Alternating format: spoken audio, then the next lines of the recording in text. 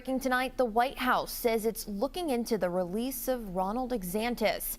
Exantus is accused of killing a 6-year-old boy and stabbing several members of his family in 2015.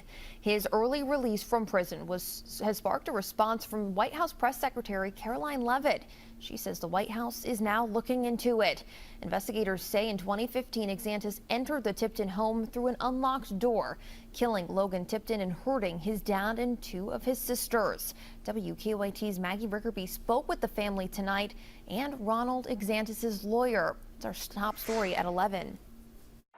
Because he did it. He did it in front of me. It's been 10 years since Coral Tipton and her siblings say they watched Ronald Exantus kill their 6-year-old brother, Logan Tipton. He did it in front of my siblings.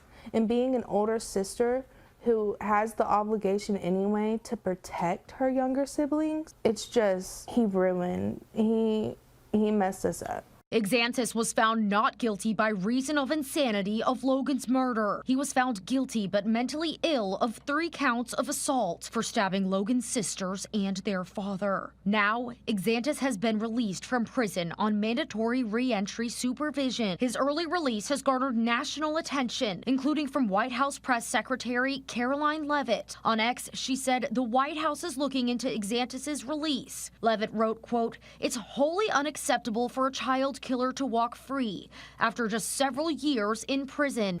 My first reaction was, finally. Yeah. People are finally finding out about this.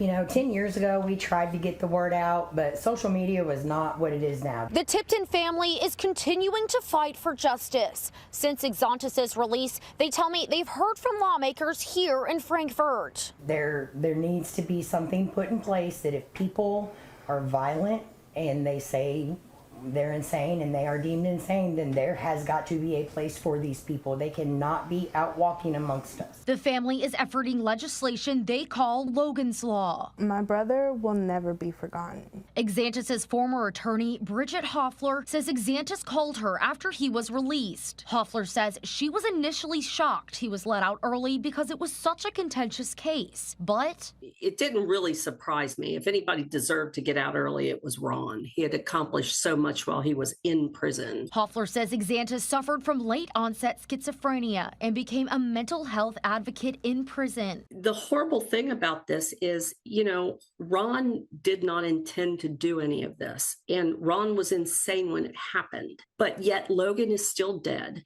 and those children are still traumatized, and they will be until the day they die. Hoffler says Exantus is not a threat, but the Tipton family says they fear for their safety. In Woodford County, Maggie Rickerby, WKYT. Heather Tipton is asking the public not to direct any anger towards Woodford County officials. She says they've received some threatening calls. Instead, she's asking people to love like Logan.